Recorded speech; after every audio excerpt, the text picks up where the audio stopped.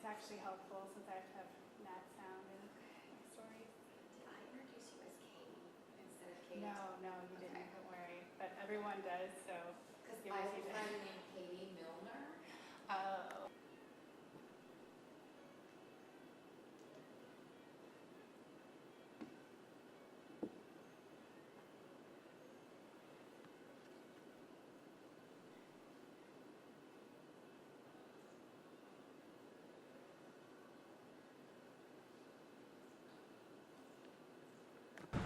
The Virginia Historical Society is bridging the gap between the past and the future, using audio and video technology and internet connectivity to update exhibition spaces. Awesome. Yeah. It'd be like the like raining ice pellets the other morning that woke me up. It sounded really bad. Like, yeah, Ice balls all over the ground. we got snow and then we got a tornado.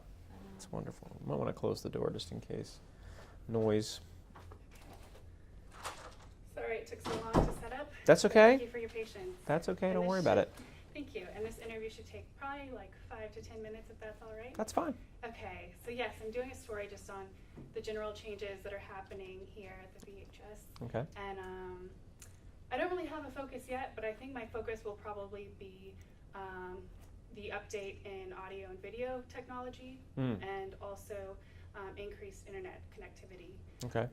So I'll start off with some general questions and then just get more specific if that's all right. Yeah, I may not know some of the detail on the technical end, but Okay. I'll give it a shot. Okay, no worries.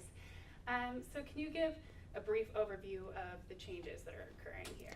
Sure. Well, we've just embarked on what's probably going to be about an 18-month process of renovation, repurposing of space, along with some cosmetic changes to the front of the the approach from the boulevard on the front of the building, as well as kind of some infrastructure improvements inside. So we're adding only a little bit of square footage. It's mainly taking the space that we have and trying to use it in some different and we think better ways. Mm-hmm. And do you think these changes will help museum visitors engage with both the items on display and also the stories being told within the exhibition spaces? We hope so. We think we're creating more inviting spaces that are, in some cases now, custom made to be exhibit spaces rather than converted from something else, which is always helpful. And and we're trying to make the building more attractive and inviting. So even just from the way you first encounter the VHS, we hope it's going to be just a better experience for visitors all around. Okay.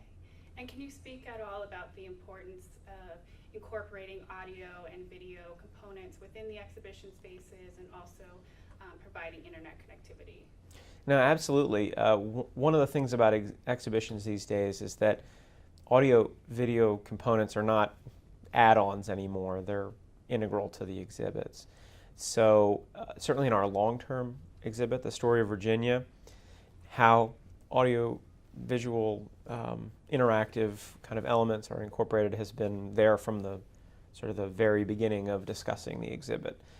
One thing we are trying to do is because we hope this exhibit will have a long life, is we're trying to be careful with some of the AV elements so that something you put in today, in 3 years doesn't look completely dated. It's not, technology that's no longer supported by manufacturers, which can be a problem sometimes when something is changing as fast as the, sort of the digital world is changing. So we're trying to incorporate it, but we're also trying to be judicious about how we use it.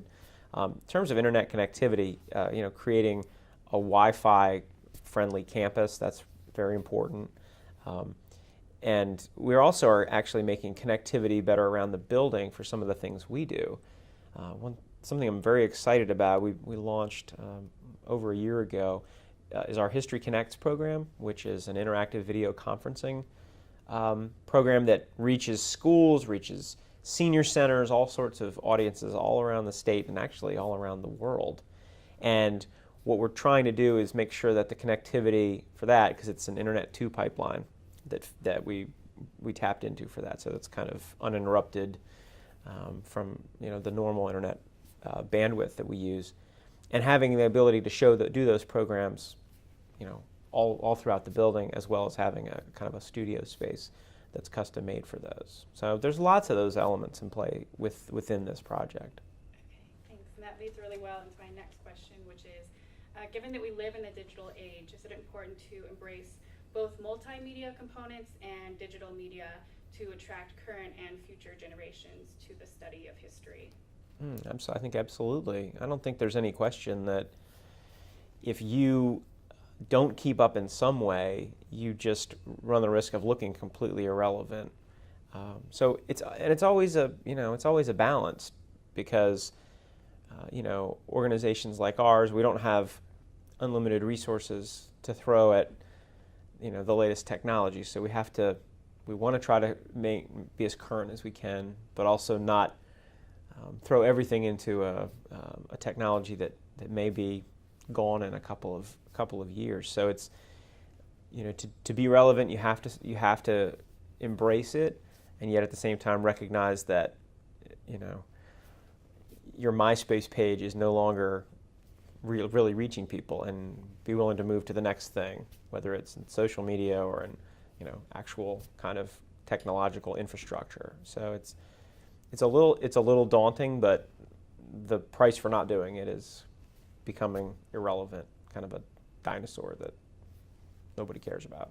Okay, I see. And my final question, will increased audiovisual technology and access to Wi-Fi and just general multimedia and digital media in general also be an asset to historians who are using the museum and its resources for research purposes?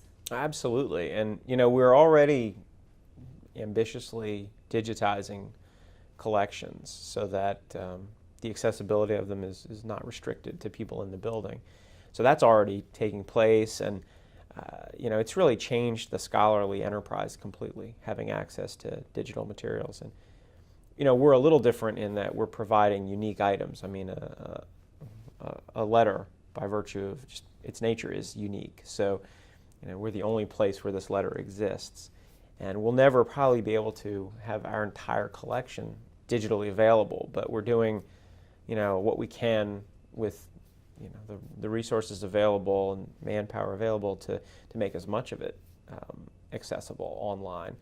So that's already, I think, that's the direction that people have gone in the last 10 years, and so it's not a brand new thing. It's just something that we're continuing to embrace. And if you look at the fundraising campaign that underwrites the physical changes in the building, there are several objectives in that campaign also for further digitization of materials within our collection.